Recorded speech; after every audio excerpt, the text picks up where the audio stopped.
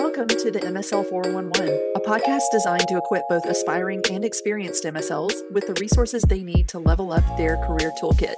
The heart of this podcast is to take the same industry knowledge and advice that we share with our own candidates and make it available and accessible to anyone looking for answers. So if you have questions, you've come to the right place. We're here to give you the 411. And without further ado, let's dive right in.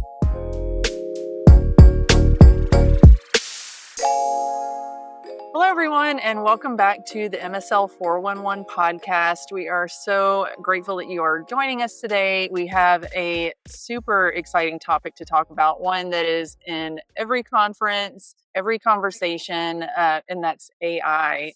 Today, I am joined by Nathaniel Boutté. He is a PharmD, a medical science liaison, specialty pharmacy expert, and the true AI guy who has spent more than 15 years in patient-centered pharmaceutical care across a couple of different therapeutic areas. So HIV, oncology, rare disease, organ transplant, Hep C, vaccines, just a ton of different areas he's worked in. And Nate is known for, of course, turning complex science into engaging conversations and clear connections, and for helping teams also to use technology in order to work smarter without crossing any compliance lines or getting into those gray, murky areas. So today we're going to talk about what AI actually looks like in the real world for MSLs and medical affairs, what's helpful, what's risky, and how to stay ahead of what's coming next. So thanks, Nate, for joining us. We're so happy to have you on the podcast with us today. Hey, happy to be here, Linda. Absolutely excited to be here. I would definitely call myself the AI guy for my team. I wouldn't say for the entire company. Maybe one day that's where my career path may take me. But for right now, I definitely want to be the AI guy for the team and be that person that folks can lean on when it comes to this, what can seem scary new technology. Being the AI guy for an MSL team is a huge role and one that I'm excited to talk about. But of course, I want to start out with just letting our listeners know a little bit about you as a person more than anything else. And funny thing, when you and I were talking about this podcast and kind of hashing out the idea of what we wanted to talk about, we discovered a Louisiana connection. We are both from the great state of Louisiana. And actually from the same hometown originally. You were born there and I was born and raised there, and now you live in Tennessee. But what is maybe the most Louisiana thing about you, even after all these years, that you would name and claim? Well, it's just the last name. It's Boutté, and I mean, people then whenever they go to visit New Orleans, you take 55 from here, and you see a sign where there's a city called Boutte, and it's spelled the same way, and everybody sends me a picture of it, like, is that where you're from? Do you own this town? And I'm like, no, that's just another city with Boutte. I pronounce mine as Boutte. There's an accent over the E if you want to get fancy. But yeah, I mean, I can never escape nor would I want to escape my last name. When I introduce myself to people, it's always like, yes, it's Boutte, like shake your Boutte. And everybody remembers how to say it and they remember my name. Yeah. And I kind of wondered if you were from Louisiana just by the last name. I thought, I'm wondering if it's pronounced with that accent aigu at the end where it's got that little, and you explained it well. You said it's like Beyonce, but, Yeah, it's like it's she got the different. accent on the Beyonce, not Beyonce. That's right. Boutte, not Boutique.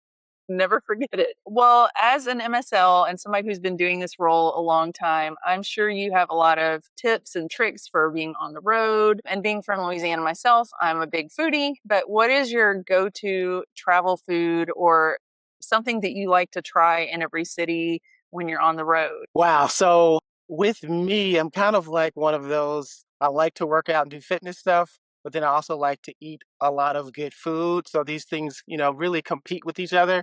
So normally what I try to do is, wherever we're doing, like say the presentation, normally like a steakhouse or something like that, I'll get whatever the steak or the chicken is, this fish, one of the proteins, and then I save my dessert, right? So I bring the dessert back to the hotel and then I have my little battles like, okay, if we go work out and go to the gym, we can have the dessert when we get back. If we don't, then we give the dessert away. We don't eat the dessert. So that's kind of my thing when I do any sort of traveling for work. It's just the battle of do I eat the dessert or not? Good for you for sometimes not giving yourself that reward. That's strength right there. But good. I like that. And it's probably really important to stick to that when you're on the road because you're surrounded by food and conferences and the buffets and all of that, and then returning to a hotel a lot of the times. And keeping that exercise up, I'm sure, is crucial. Yeah, absolutely. Because when I'm home, I actually like to cook. So, although my wife is an amazing cook and she does 98% of the cooking, every once in a while, I want a little taste of some Cajun food. So I'll make some crawfish etouffee or maybe a little jambalaya. Every once in a while, I will make a gumbo, but I'm not very good at making a gumbo. My sister's a gumbo expert, but crawfish etouffee is kind of my go-to comfort Cajun food. Nice, nice. We're kind of flip flop on that. I'm the gumbo queen, but I haven't mastered the etouffee or the jambalaya. But we'll talk after. Yeah, I've We'll got a recipe. I'll send you a video. okay. I would love that. And then last question here: if you were not an MSL, or if you could hone one non-work related skill, what would that be? You've already talked about cooking, but is there another skill you'd love to be master of? I kind of feel like I'm a little bit of a master at cooking certain things, is what my wife would say, certain things. But honestly, there's something that I would like to do, and that's really like to learn the piano. Like, I love music. I'm a big music guy. I own probably 5,000 CDs. So that's that age range that I'm in when people were buying CDs after cassettes, after vinyl, before digital. But no, like the ability to just kind of walk into any room where there's a piano and be able to just sit down and just start playing something would be like really cool. So that's like on my list of things to eventually learn. Yes, I actually really love that. I grew up in a house with piano. My mom plays beautifully. She's one of those doesn't need music, just plays by ear. And my sister and I always grew up saying every house needs to have a piano in it, and I don't have one right now. So I need to kind of adult a little bit more and get a piano and have that passed down. I'm not a play by sight. I'm definitely a play by music person, but I love music and I love having a house filled with that. So that's a good aspiration and one that you can do. You can accomplish. Yeah. Absolutely, absolutely. Well, I want to move into your MSL journey and get to know a little bit about you in that aspect. So, give us your high level timeline. So, from pharmacy to specialty pharmacy leadership to MSL, tell us about that journey, the turning points along the way, what kind of led you from one to the next. Yeah, so very briefly, graduated from pharmacy school, started working at Walgreens in Memphis that were what we called HIV centers of excellence at the time. So I had a lot of HIV background that way. Did that for quite a while. And then I transitioned to a closed door mental health pharmacy. And when I was working there, I learned how to do shipping and all of that type of stuff. And I actually convinced the owner at the time that we should also work with the HIV community, because one of the things I did with the HIV community early on in my career was I worked at a nonprofit while at Walgreens. So I wasn't getting paid for it. Walgreens was paying me, but I was teaching classes to the people living with HIV there about their medications and things like that. So that led to later a call from a buddy of mine who was like, "Hey, we've got a specialty Walgreens. They do a lot of HIV, they do transplant, they do rare disease. There's a lot of medications and stuff that they do here, but you've now got experience with specialty pharmacy for mental health. You should maybe apply for it." And so I said, "Okay, we'll see." And so, I applied for it, ended up getting the position. So it was the head of the Walgreens specialty pharmacy called Community Pharmacy. And there I got to really experience working with specialty pharmacy. And that's when I really got introduced to the kind of quote unquote other side of pharma, because there's a side that you hear about on the news, and working in kind of traditional retail you don't really get to experience it. But once I was working in specialty pharmacy, I got to see how much pharma and big pharma gave back to patients. There were so many patients that were getting PAFs and grants and just all sorts of things from big pharma. Like our HIV patients, I will say all the time, I was like, if you have HIV, there's no reason why you should not be able to get your medications due to cost. Like, there is a way. And that's always been my thing. I'm big about the patient. Like, you can ask my technicians and be like, if there's a problem, Dr. Nate's going to say, what's the best thing for the patient? Let's do that first, and then we'll figure out the rest. And that's kind of my guiding force in everything that I do as far as it comes to pharmacy, is like, what's the best thing for the patient? That's when I got introduced to MSLs and pharma in general, because now I was in a position where MSLs were reaching out, sales folks were reaching out, and so on and so forth. And I had a rep from a pharma company who had a product, and I would go to the dinners to kind of let them know about our pharmacy. And she was like, "Wow, why don't you speak for us?" And I was like, "Well, you haven't asked me." And so after that, I got on a speaker bureau and I was speaking for this pharma company. One of my former interns was working for a pharma company, and she got a a step up, and they wanted her to recommend some folks to be a replacement for her. And at that point in time, I'm not as young as I used to be, I was really thinking about my impact and like how much impact I was having. Our pharmacy took care of about 5,000 patients or so, but thinking about the impact I could have if I had a territory, if you could have a room full of prescribers and each of these prescribers took care of a couple thousand people, I could really have a lot more impact to patients in a different role. And that's when I sort of made that transition from specialty pharmacy into pharma as an MSL, working in the HIV space. And then after a few years working in the HIV space, opportunity came up to work in rare disease. And so it's like, well, this is another challenge. Like I was very comfortable with HIV. I had been doing HIV for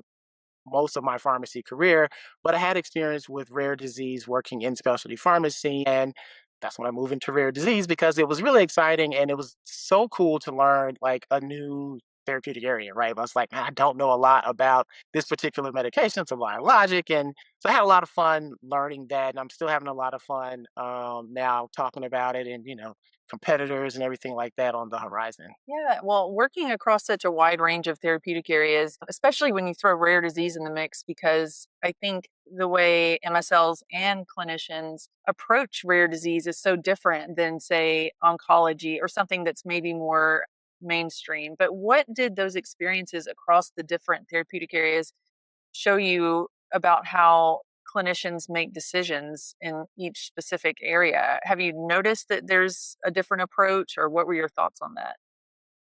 Well, I think the biggest thing, in particular with rare disease, is that when you go into a prescriber's office or you're talking to KOL, your disease state is kind of like way down the list, right? So if they've got 50 patients that they see in a day, they might see one with your disease state that day, maybe. Maybe one or two a week. So understanding that it's not top of mind for them is, really, really important that when you're in the room with them, like, this might be the last person that they're talking to about this disease state for a couple of weeks, couple of months, who knows? So making sure that I give them kind of the latest and greatest information and making sure that they are aware that, hey, there is a potential for these patients to come in. And, you're taught in pharmacy school, like, we don't look for zebras, we look for horses. This is a zebra. So, keep your eyes peeled for the zebras while you're looking for horses out there. Well, let's talk about the AI because that's what we're here to talk about today. Yes. Of course, I love hearing people's journeys and what kind of brought them to where they are today. But like we said, you are known as the AI guy for your team. So, what made you start implementing and experimenting early with AI? And what was your first moment where you thought, okay, this could be really useful in the MSL role? Right. So, I, like a lot of people, heard about AI, ChatGPT, whatever, on the news, et cetera, et cetera. And I am a self-proclaimed tech nerd. Like, I am the guy that likes all the gadgets, and I watch tech reviews channels on YouTube to relax. So I was very much one of the early adopter people when it was just like, hey, it's an app you can download and you can use it. And it did not take me long to realize that, it's just more than just a fancy Google, so to speak. And I think that's the way that most people kind of look at it. It's like, oh, well, I could just Google it. It's like, yeah, there's a little bit more to it. And I don't want to get into all the super duper nitty gritty details as far as like what a large language model is and all of the training that's required to create these different systems. But the more I learned about it, the more I started using it, the more I wanted to use it because, like I said, if something you don't know about, well, you Google it, you might get a Reddit thread or this or that, and of course, Google's got a ton of ads in it, so you have to really sift through to find what you're looking for. With the AI systems, when you're looking for something in general, it'll kind of give you some direct answers, but early on, it did a lot of this hallucination. So, are you familiar with hallucinations? Oh yeah, we've been Okay. implementing for a while. We went through the hallucination phase big time. Right. And so that was the thing where, like, of course, me with technology stuff, I always try to show off. Like, I'll do something cool. Like when Siri was first announced or something, I would just like use Siri in front of a group of people and be like, oh, I didn't know it could do that. I'd be like, yeah, you guys don't know about this stuff. I do. So it's the same type of thing with AI, but it was very sort of sketchy early on because a lot of times it would give you something completely incorrect. And you're like, yeah, that's why I don't use AI, Nate. So I'm like, well, okay, fine. But it's gotten so much better so fast. It's literally gotten logarithmically better as they go from one system to the next system and so on and so forth. And so one of the first things that I did where I kind of thought about how could AI help me at work was with travel, right? So, I don't know about all the MSLs out there, but both of the companies that I've worked for used Concur. And then we go in there, you kind of have to pick like this flight, this day, what time you want to arrive, what time you want to leave, etc. And so what I did was I trained an AI on my sort of travel preferences, right? So it's like I don't want to stay downtown. I do want to stay in like a Marriott property. I want to fly out between, this time and this time. I want to arrive, before dark, which, that changes with the time of the year and everything like that. And so now I've got the AI trained to where basically I can say, like, hey, I need to be in Savannah, Georgia on March the 31st, right? And then it can bring back, like, here's some flights that meet what you're looking for, and here's some hotels in the area that are not downtown, etc. So when I go into Concur, I really have a list of like, okay, click here, click, because it can actually go in and pull flight data, and it can say like these are flights that are leave. So I'm now being very specific in what I put into Concur, because it's like look for flights between like 8:45 and 11:15, and that'll give you the one that's going to be the best fit for you. So that just saves me a lot of time because I don't know about you, but when I'm going in there trying to find the flights, it's just like, well, I want this one, but I want that one. And it's just, there's a lot of stuff that happens. So it makes it a lot simpler and a lot quicker for me. It's really a big time saving thing.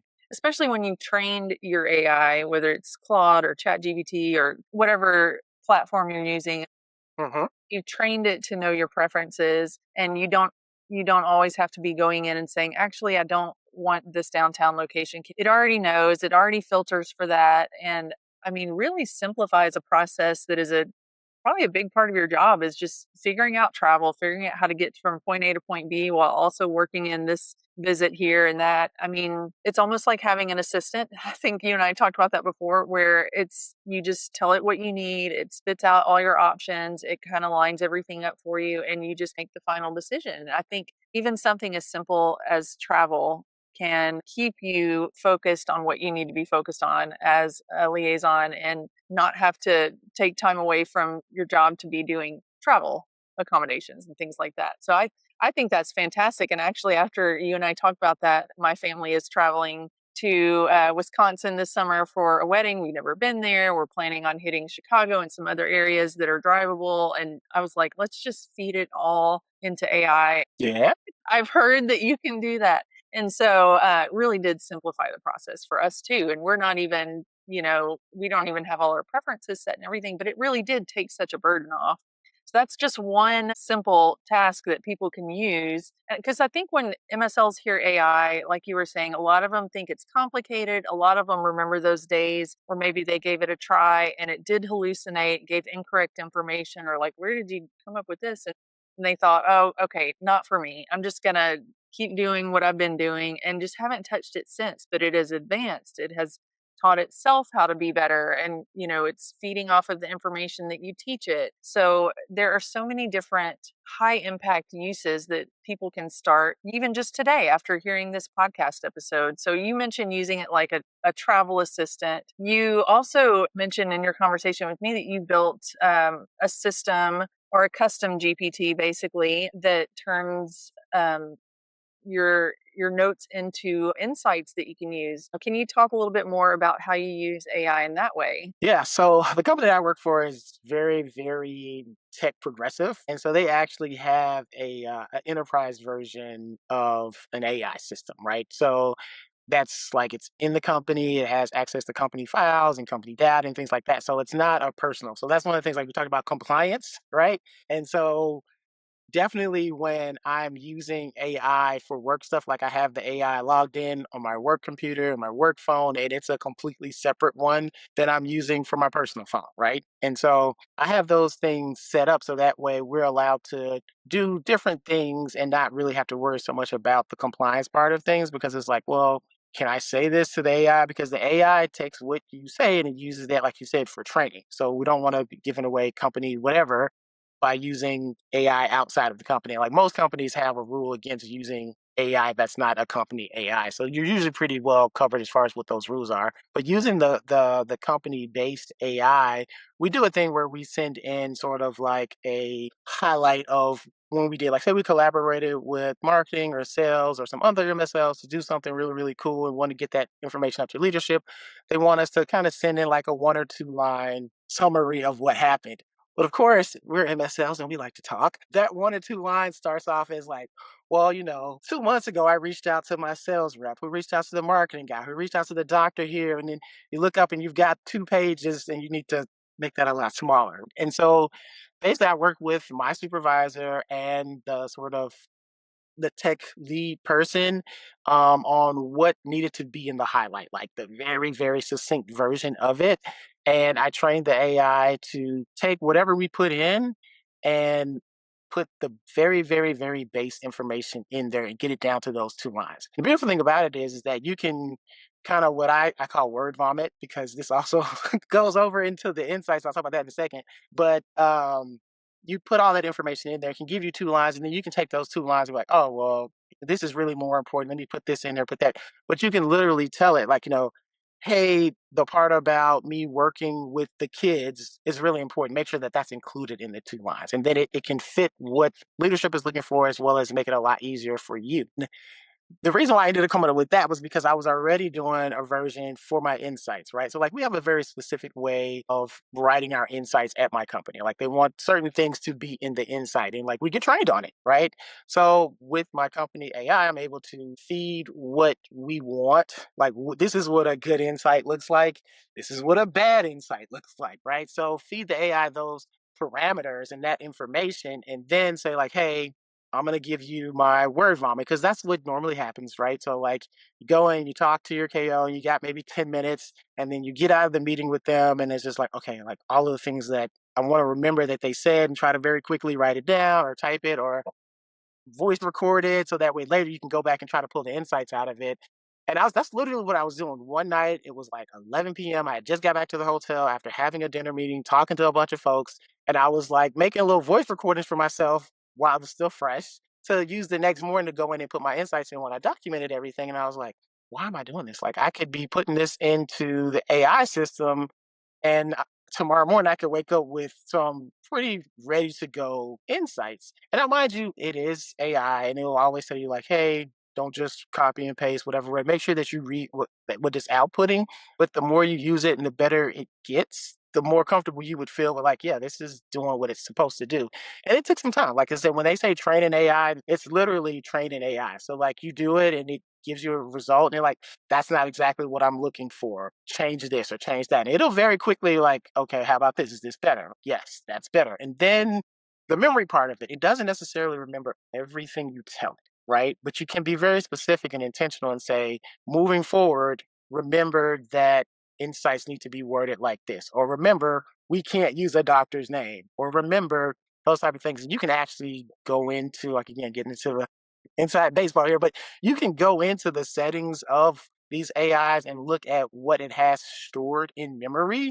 So it will know, like, these are things that are it remembers, and it will remember this every time, kind of moving forward. That's really interesting. And you touched on a really good point there that, first of all, when you're using AI like this, you have to be so careful to be compliant, because it does use the information to train itself. I mean, I think that most people know that, and that you are matching your company's policies on use of AI. So even if it is just kind of using your after meeting your thoughts and jotted notes or voice memos to feed into AI, if there is a doctor's name, maybe checking with companies, knowing what their compliance rules are key before moving forward on this, and making sure your GPT knows don't use doctors' names, things like that. But also, and I can't agree with you more on this, but AI is a tool. It is not replacing what you do. It can be used to assist you and come alongside you. But yeah, don't just let it spit it out, copy, paste, and submit it. You always want to double check, because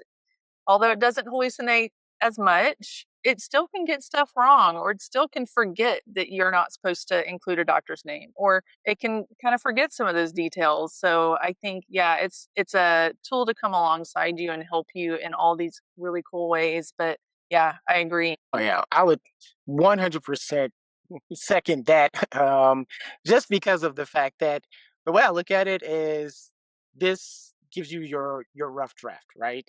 And so it's just kind of like you give it a whole bunch of information. It's like, oh, that's not bad. Like, this is a good place to start. And then if you want to refine it yourself and then submit that, do that. If you want to, like, you know what, let me see if I can get the AI to write it exactly the way that I want it. Mhm. Because that's the other thing is that, people are now getting very good at recognizing when an AI has written something versus when a real person has written something. And like you can literally, you're watching a YouTube video and I was like, "Oh, this sounds familiar." Oh, that's right, because it sounds like my AI sounds when it's explaining things or talking things. Or one of the things that I is so funny, my daughter, I've got a 14-year-old daughter and an 8-year-old son. And so the 14-year-old, she's young and she's a teenager. And so when she texts with me, like she'll send, I don't know what it is, but I try to make it out. But when I send stuff back, a lot of times I'll use the little M dash in between thoughts or pauses or whatever. So I was sitting here kind of a long message and I had the M dash and she's like, "Did AI write that?" And I'm like, "No." She's like, "It used the M dash." And I was like, "Oh yeah." Now people are gonna think that I'm AI because I use M dashes in my text messages because I came from a time before there were ever such a thing as text messages. So we Exactly. used to get charged per text message and we had to try to get it all in there. But yeah, no, so making sure that it sounds like you is really important. Yeah, so having it learn your voice, that sort of thing. One other cool way that you use AI that I wanted to talk about, because maybe MSLs have not thought about this particular method, but you shared an example with me of how you use AI to feed you, or I guess remind you of information about where certain people in your team are located, what states they cover.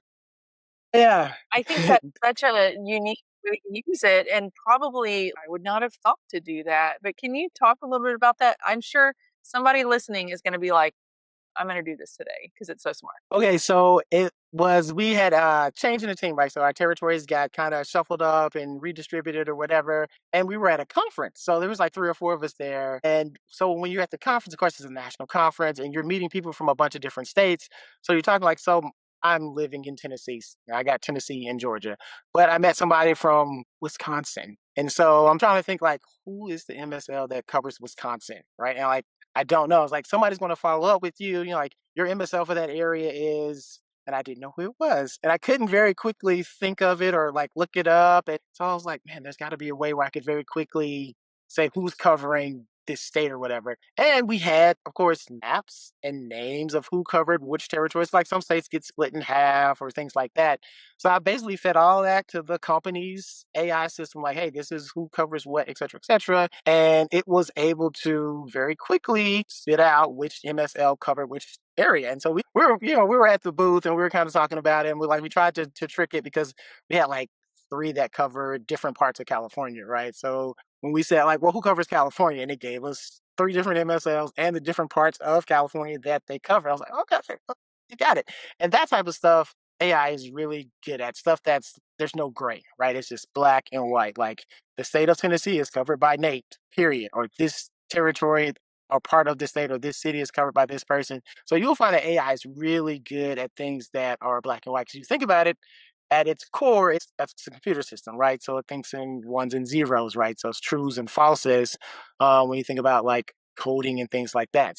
When you don't have sort of emotions or feelings in whatever it's trying to decide for you, it's a lot better and a lot faster at doing those type of things. Well, these are just a couple of basic workflow aids that probably people are not using in their everyday work, but they make a huge difference. And so you work for a company where the team is large, so probably figuring out who covers what state or what region is a little bit harder to do on the fly, like you mentioned. Maybe some people are listening and they're like, "Well, I'm on a team where there's four of us. It's not a big deal." But Mhm.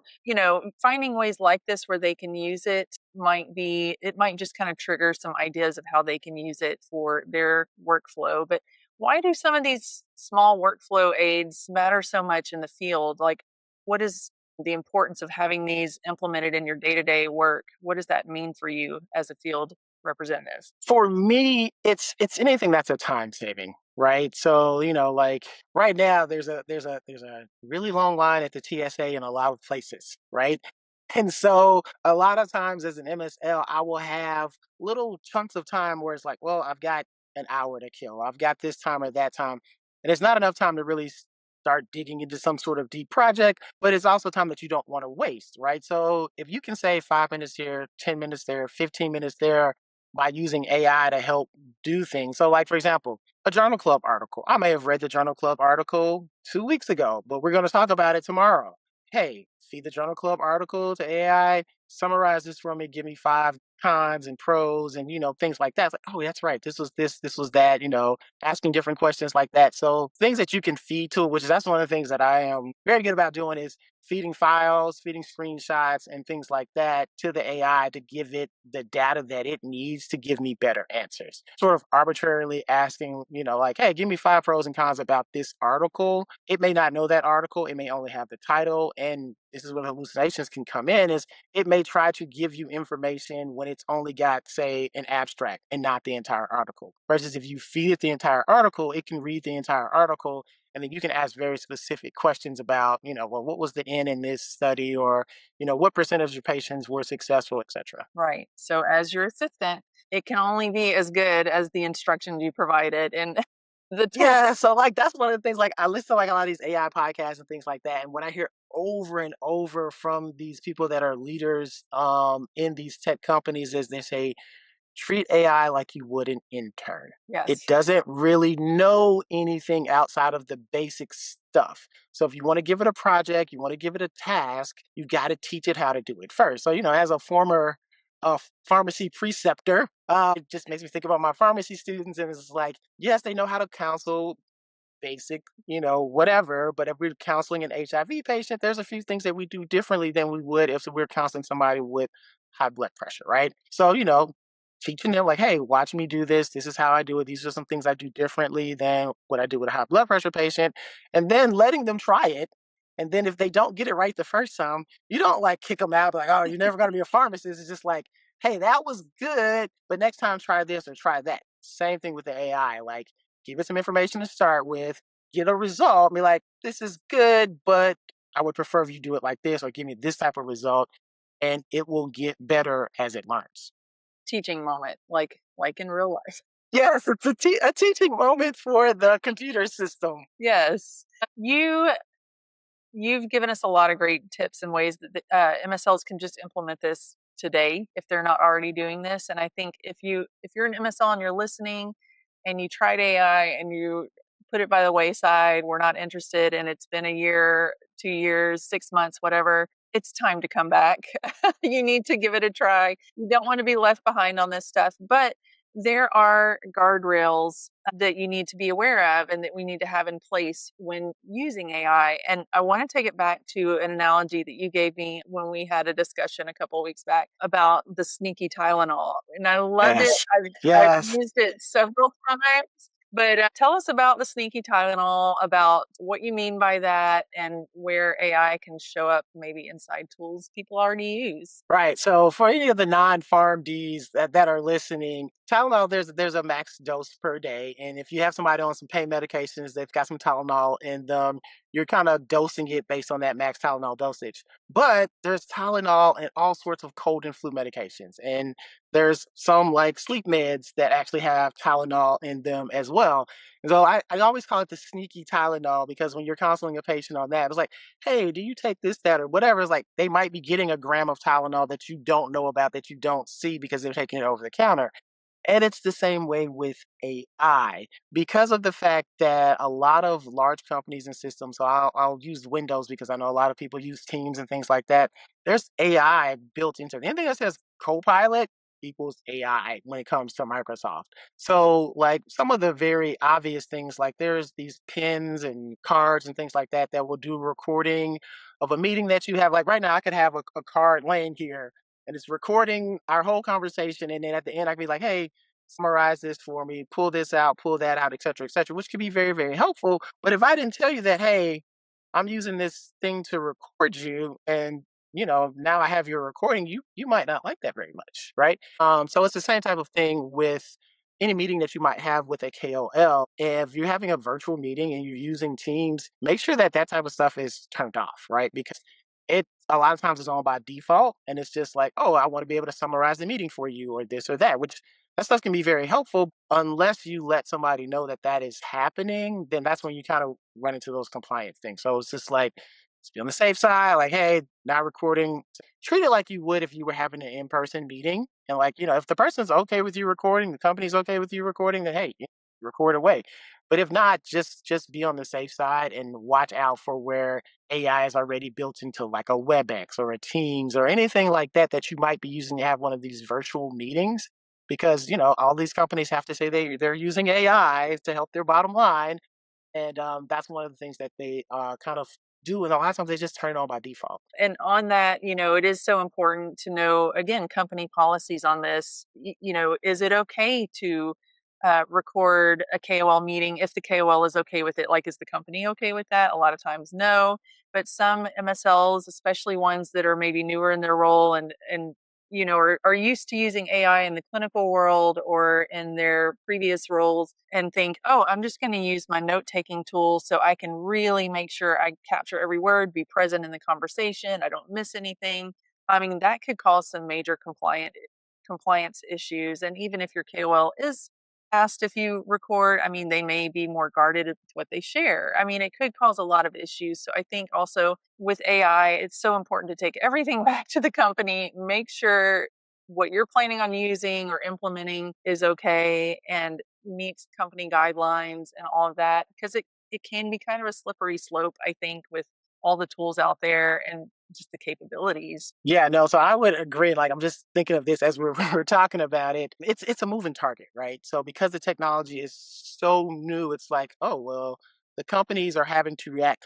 Congress and the government are having to react to, like, what can we use AI for? What can we not use AI for? Is AI safe for this? Is AI safe for that? So the companies are, they're kind of updating as it's changing. So like what may have been compliant a year ago may not be compliant today because systems have changed or things have changed. Thing that I thought about, and like I don't even know, this probably opens up a whole other Pandora's box can of worms. Because as an MSL, you sometimes have information that, say, the sales or the marketing team may not have, and you may have that conversation with a KOL. A KOL could be using one of these recording systems too, just to, like, say, when they are in a meeting with their patient, right? So they just have their pen recording all the time whenever they have conversations. They could potentially record something that you're saying to them that you may not want recorded either. It's like we're having a private conversation. I'm sharing information with you, and it's like it's one of those things to really just, keep an eye out for, watch out for. I mean, most of the KOLs that you talk to, I'm sure, very, very busy, and it's not something that would, again, do intentionally. But if they keep their little recording pen handy for when they're having patient interactions, and they talk to you for the 10 minutes in between two patient interactions, and you pop up in there. It's like, hey, meeting with MSL. You guys talked about this. So that's something to think about as well. Well, when you're weighing out tools and deciding what to use or what to implement or what to recommend for your team, do you have like a rule, a personal rule or company rule even for deciding what's safe to use versus like, okay, this is getting too close to that line. We don't want to step over that line. Let's hold off on this one for now. So for me, it's kind of like the thing where people say, if you have to ask how much it costs, you can't afford it. Yeah. It's very much a sort of like, if you're thinking to yourself, is it okay for me to do this with AI? That's that's your red flag right there. Okay. Like you've got an inner sense of this to where you stop and like, should I be doing?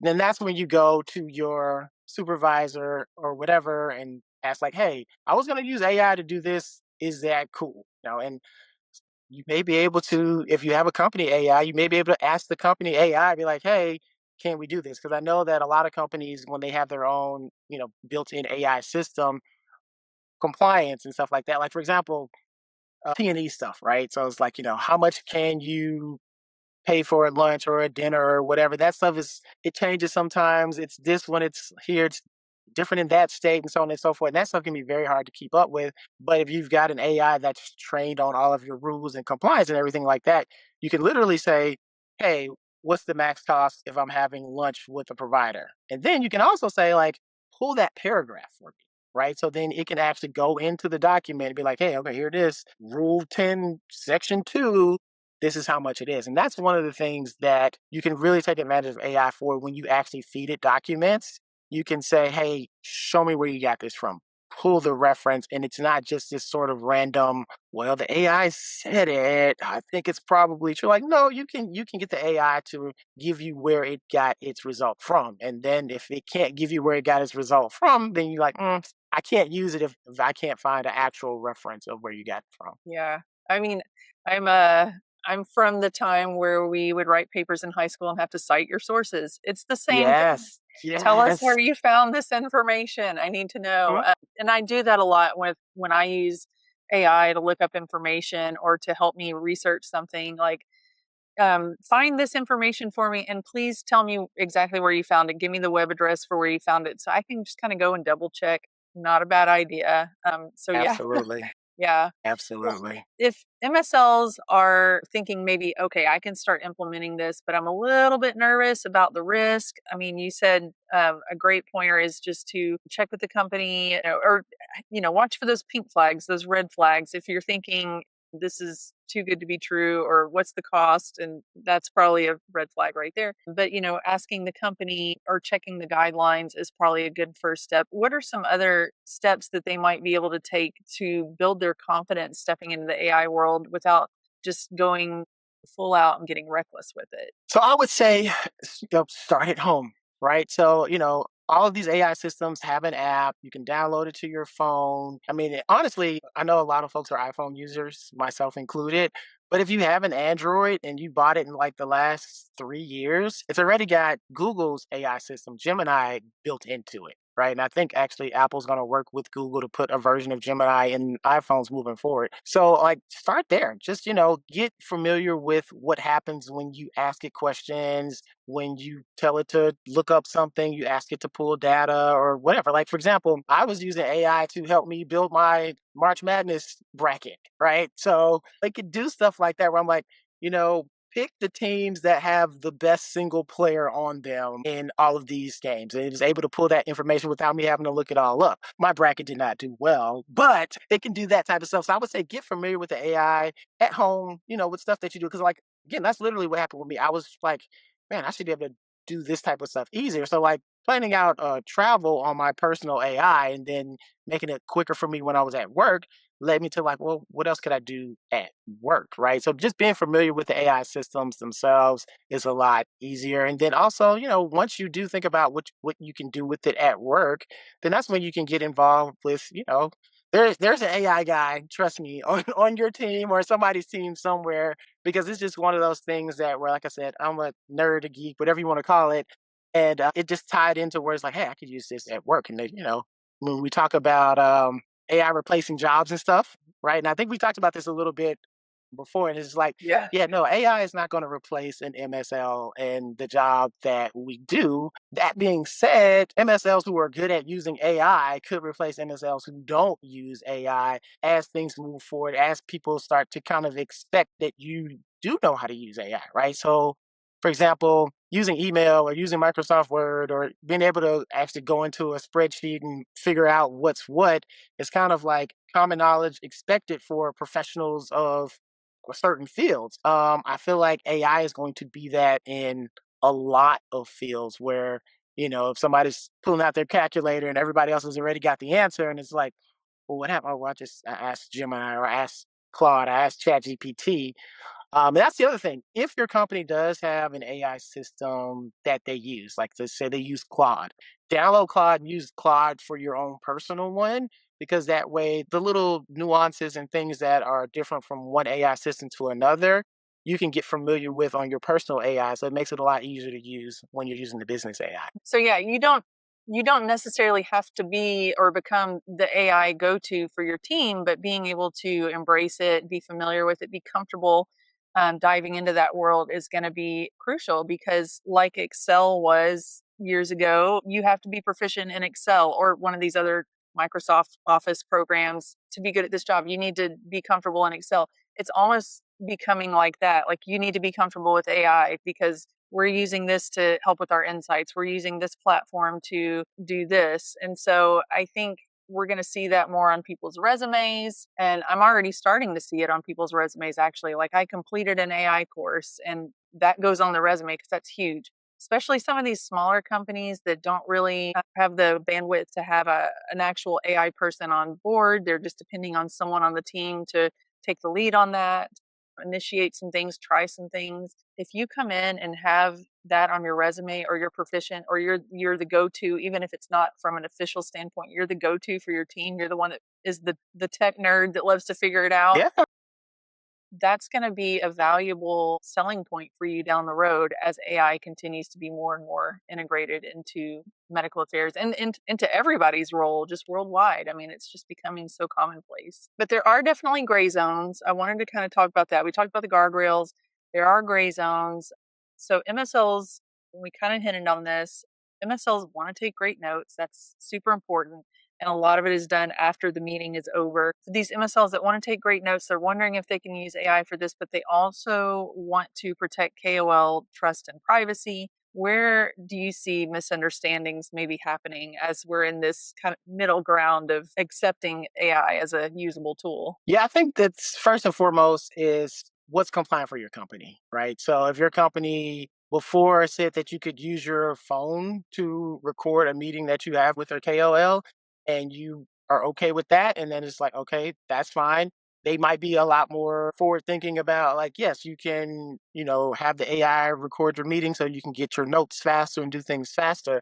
If they were like, no, why would you record a KOL ever? Then no. And it's a lot of times I think it's going to be really number one company dependent, but then two KOL dependent.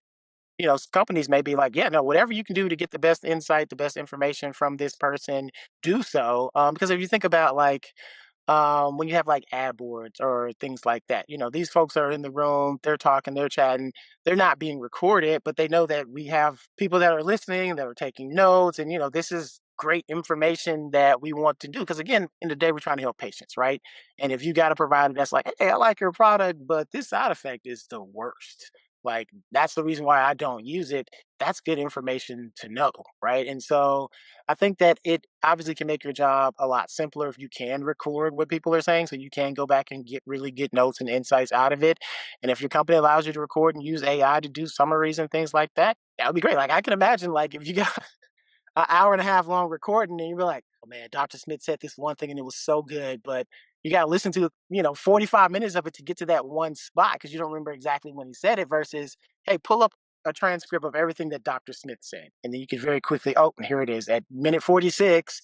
He said this thing, which was awesome, and that's the big takeaway from everything that that person said. So I think it's really just finding out what's cool with your direct supervisor may not know, and their supervisor may not know because the company may not have made a call on it necessarily, right? And depending on the size of the company, I would imagine that larger companies probably have got a lot of stuff already down because they're larger companies. Smaller companies may be more like, if it's okay with the provider, it's okay with us as long as you get the information type of thing. So really just checking with them is the thing that I would do first and foremost. For example, like when I made the little sort of custom GPT, I talked to my supervisor about it. I was like, hey, before I send this out, is this cool? Is this something we want to do? And she was like, hang on, let me send it up to somebody else and be like, let's make sure that, and this is the type of output. Because I sent an example of like, I Uh-huh. gave it this input, it gave me this output. I was like, oh, this is cool. Let's just make sure. And we made some tweaks to it. It was like, okay, now we can share this with the rest of the team.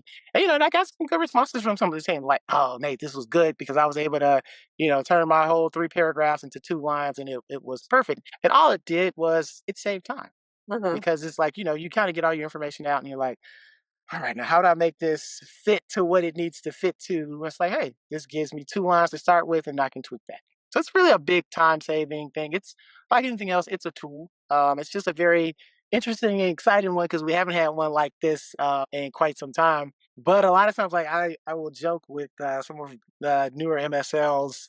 Growing up when I was in college, we didn't have smartphones, right? So I try to imagine doing the job of an MSL and like 1998 or something, right? So it's like, so these people would have to book these flights. There was online, but not really. So they're making travel agent calls and get to a city, rent a car, and pull out a map to try to find their ways. I'm like, now you do everything on your phone. It's like fly into a city I've never been to before. I walk to the rental car area, grab the car, drive to a place I've never been before, walk in, and have my conversation, go to a hotel. It's just all on the smartphone. So, that's a thing that had to happen over the years too, right? Because I can tell you now, Apple Maps on this iPhone was not as good as Google Maps. And Right. it would have you driving the wrong way down a one-way street. but it's gotten better. So it's one of those things kind of like with AI where it's like when it first started, yeah, hallucinations were pretty bad. Now it's a lot better. It's not as good as, Google Maps and Apple Maps is today compared to, 15 years ago, but it's so much better now than it was just even a year ago or the year before that. So if you've not messed with AI or tried anything in AI for a while, I would recommend, download the app. It's free, whichever one you want to use, and just kind of play around with it. Like I've done so many silly things with AI that saved me money. Like we were putting up Christmas lights and like the lights were dead. And so I tried to change out the fuse and they were still dead. And I was like, hmm. So I took a picture of the lights and I was using ChatGPT. I'm like, I changed out the fuse, they still won't light out, is this over? And it was like, actually, no, it looks like you have a couple bulbs that are out. Change bulb 4 and change bulb 6, and they all pop back on. I was like, "This Oh just yeah, saved me $20 of Christmas lights, right?" So I was like, "Oh, okay." I got exactly. finding a space. I know. Well, and I think I was telling you that I enjoy renovating the house, doing things like that, little projects, painting and stuff like that. And I will feed it a picture like, okay, I'm going to redo this bathroom. Here's a picture of the bathroom. What would the cabinets look like if I painted them white? What would the wall look like if I painted it green? And it will show me that picture. And I'm like, okay, now this is my tool. So I know before I even start if my ideas are good ideas, if I'm just going to ruin my house. And so Yeah, saved my husband a lot of headache in that sense, as you know. But it's such a great tool. And I think, it's come such a long way, like you said, in the past year, 2 years. But the rate at which it's increasing, how good it's getting is it's just doubling its abilities faster and faster and faster, like all of technology. You look where we were 100 years ago and how fast technology is advancing right now versus then. It's the same with AI. 2 years ago, it was making mistakes and saying weird things, and then a year ago, it's getting pretty good. Right now, it's pretty darn good. It's getting pretty amazing. And I mean, the rate at which it's improving itself and teaching itself and compounding in its knowledge is mind blowing. And that's why we constantly tell people, if you're not using it yet, do it. yeah, yeah, yeah. Because I mean, it's getting better at a logarithmic scale. Yeah. It's that much faster to where I don't know if you've ever seen this sort of AI generated video of Will Smith eating spaghetti. Yeah. Okay, so if you haven't and you're like AI, I don't trust AI, whatever, whatever, just Google Will Smith eating spaghetti AI. And then there's the first one from like, I don't know, maybe 2.5 years ago to a newer one. The first one is like, oh, this is garbage. There's no way AI could be any risk to Hollywood or anything like that. And then you see the new one that's just like, are you sure that's not the actual Will Smith? Because like we're just talking about voice chat and data and typing and whatnot, but like the things that it can do with video, it's really crazy. I mean, this stuff takes a lot of compute, and now there's a whole RAM shortage, but that's more nerd stuff. Well, no, we're headed in the right way for this conversation because I want to cover just, we have a few minutes left. I want to talk about the future of AI in medical affairs. And you had a pretty balanced take that AI will give MSLs more time with KOLs, but maybe in the future it could, potentially reduce the number of MSLs needed in their certain workflows. But maybe explain a little bit more of that logic, or maybe let's think that through and maybe what the future of AI would look like for medical affairs. I think that it's pretty much like I said, it's a time saving thing. Like that's the biggest thing that it does is it saves time as far as an individual MSL. But when you think about larger systems and companies and things like that, like I don't know at all companies, but I know some companies when a MSL inputs insight, sometimes there's a team of people. Sometimes these people are MSLs who actually filter through those insights and try to pick out like, okay, we're hearing a lot about this side effect, or we're hearing a lot of people saying that, it's even more effective than I thought it was, or something like that. But these are real people taking time to filter through hundreds of insights. What if we trained an AI to do that, right? So if an AI is trained to filter through these insights and pull out certain ones and give us feedback back, now instead of having, say, a 3-man team that's once a month or once every 2 weeks or whatever going through all these insights, now the AI is going through the insights. And so these folks, they have more time to get out and get insights themselves. But if you had a really big company, you have a person that's really just sort of dedicated to doing that. If you have AI that can do it, that person's probably going to need to do something else, right? If you think about it in that way.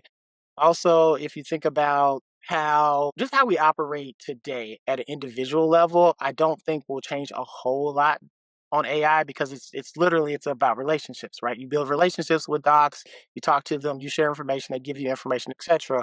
But it's kind of at the next level up where things that require sort of manual input.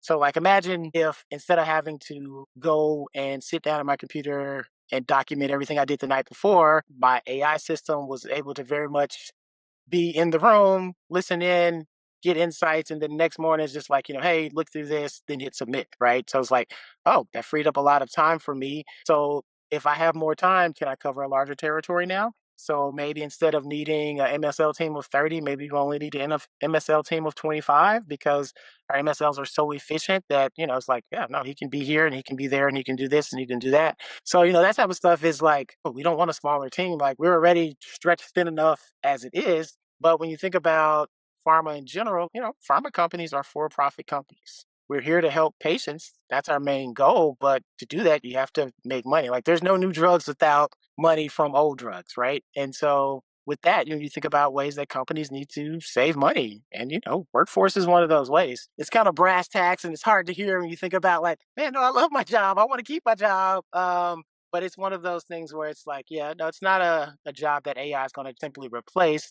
But again, it might change the way we do it today. And that's okay.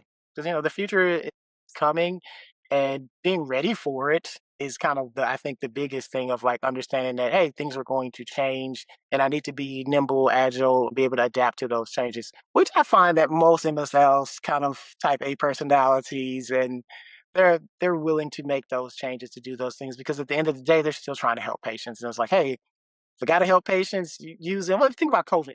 COVID's a perfect example. All these MSLs used to meeting people in person, and then COVID happens, and now it's like we got to do Zoom, we got to do Teams, we got to learn.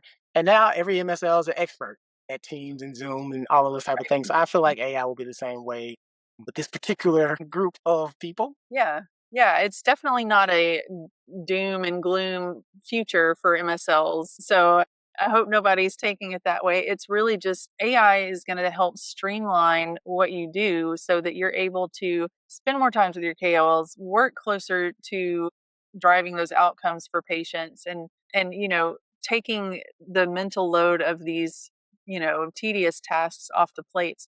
It may make the future of medical affairs look a little different in that sense and how teams are built and how they're structured because they do have more time to focus on the task at hand. So it's an interesting concept and one that I'm excited to see how it plays out. But I mean, just already seeing how AI is helping MSLs to be able to do what they do is very exciting. And one other thing I wanted to talk about was just as AI may be becoming more and more of a, basic first stop for questions. I know that you mentioned you already kind of see clinicians who say, well, Yeah. I looked and Chat GPT said blah, blah, blah, blah, blah. Am I missing anything? And so they're actually using Chat GPT for their first, first line of defense for having questions answered sometimes. What do you think about that? How do you see the MSL role involving when AI becomes that first stop for basic questions? So that is so really exciting and interesting to me because as a healthcare provider myself and an early adopter, like that's definitely something where it's just like, well, do I need to read through this entire package insert or can I just say,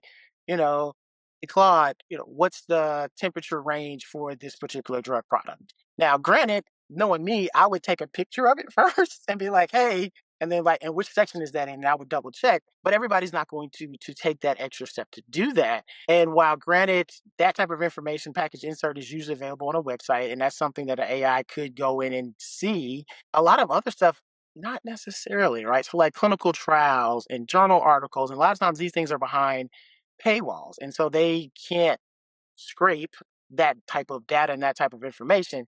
And when they can't scrape data or information, a lot of times AI systems will try to answer the question essentially to the best of its knowledge. And they will a lot of times give you little keywords. They'll be like, most likely this drug would do this or probably those are like the red flags that you should listen out for and watch out for when it's like, when you say probably, what do you mean? Is this not the correct answer? It's like, well, I can't pull the direct answer, but in other situations like this, and so I worry healthcare professionals who are sort of taking AI systems at face value. Generally speaking, I think that most KOLs would not because of their training that they have. We always talk primary source, secondary source, references, etc. But I think about I've got a 14-year-old and an 8-year-old. And, you know, when I tell them I'm older than Google, they're like, what? I'm like, no, I'm serious, I'm older than Google. But they're going to grow up in a world where the AI has gotten a lot better and they're going to feel like they can ask AI and get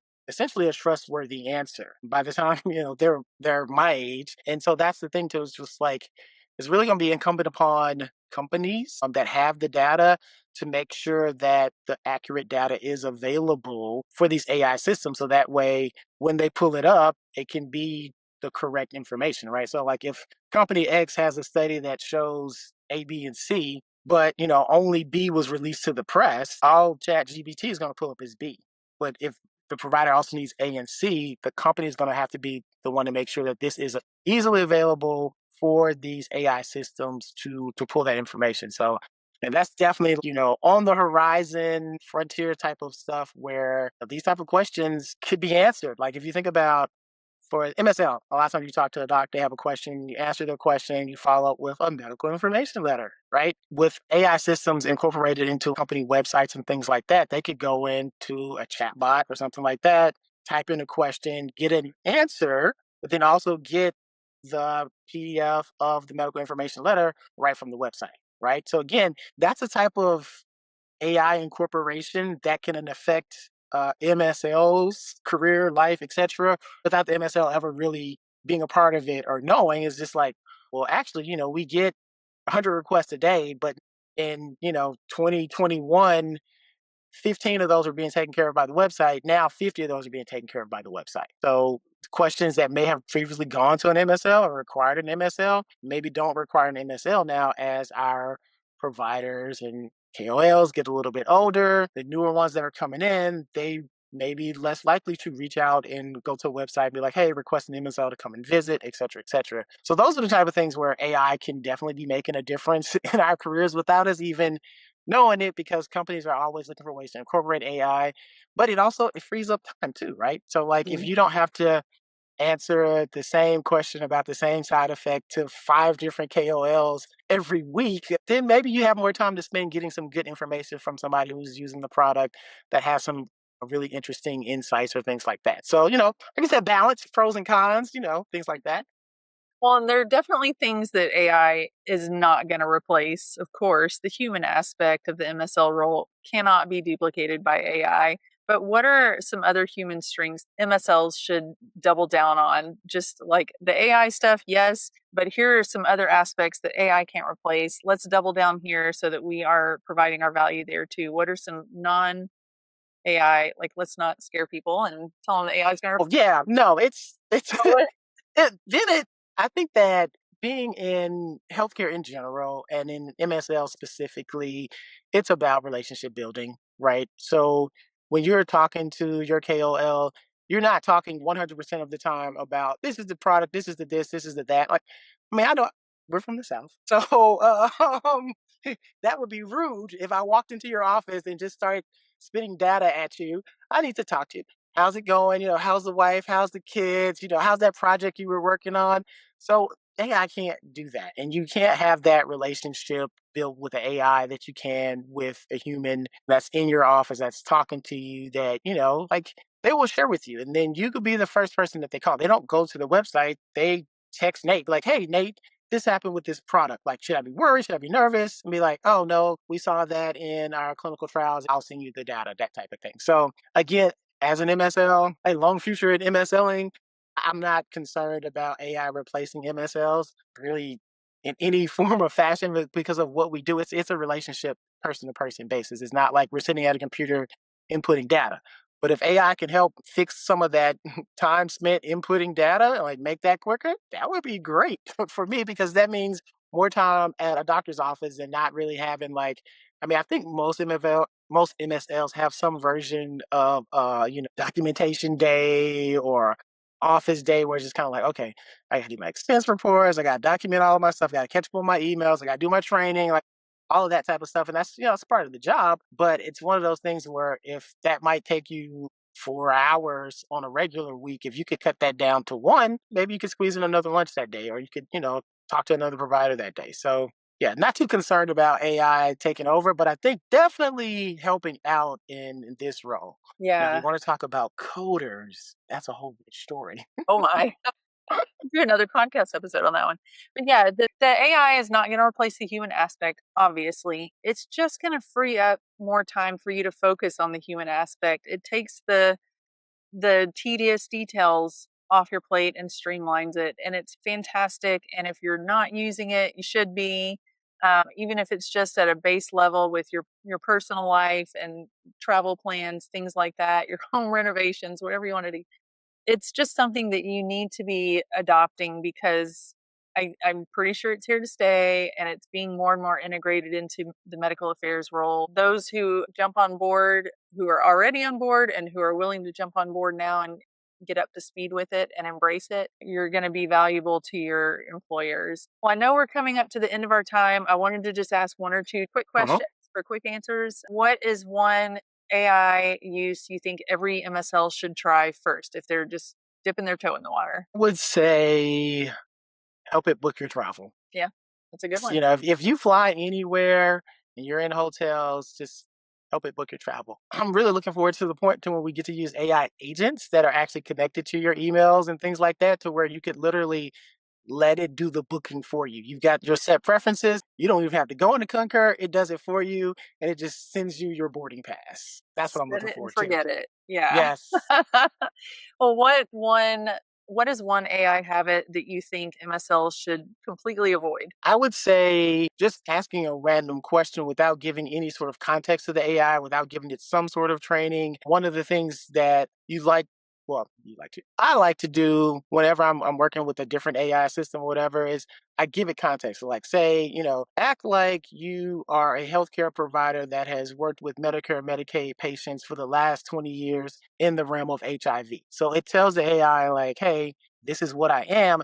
You're going to get a better response when you tell it to do that. And also tell it to, and this sounds so weird, but tell it to think deeply. When you tell it to think deeply, it actually spends more time coming up with the response. So these are things that are called prompts when you tell it to do these things.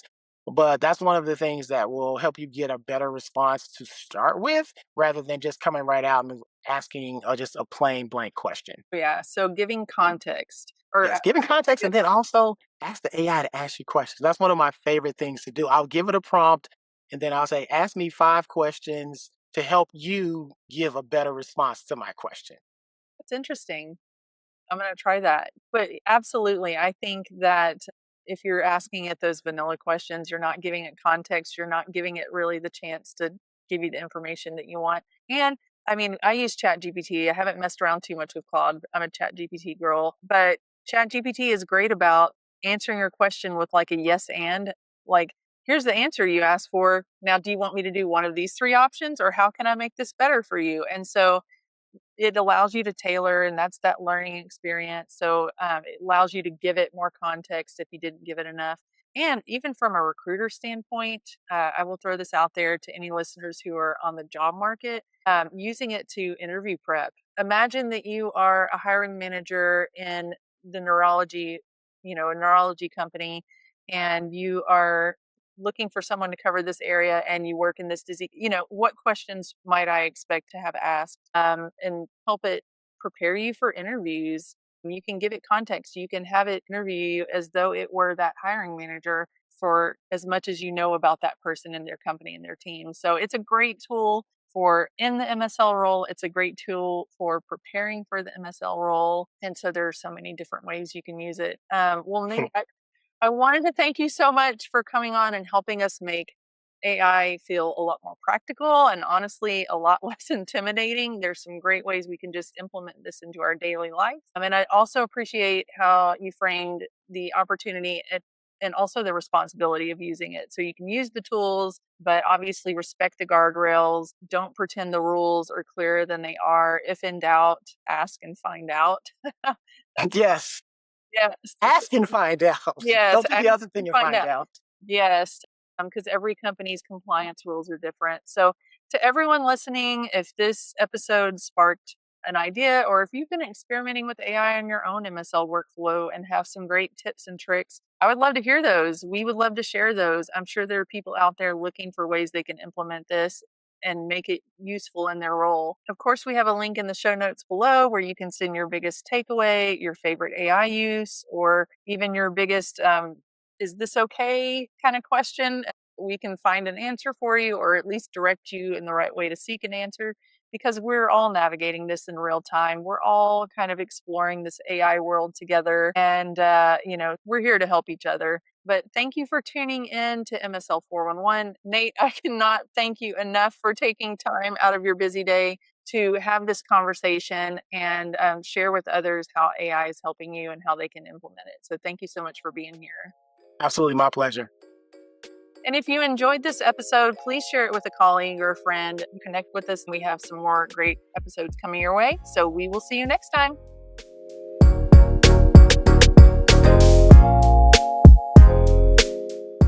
Thanks for tuning in. If you enjoyed today's episode, don't forget to share the link, let your friends know, and of course, connect with us on LinkedIn. And if you want more information on today's topic, please feel free to reach out. Be sure to check back soon as we continue to explore the topics that matter most to you in medical affairs.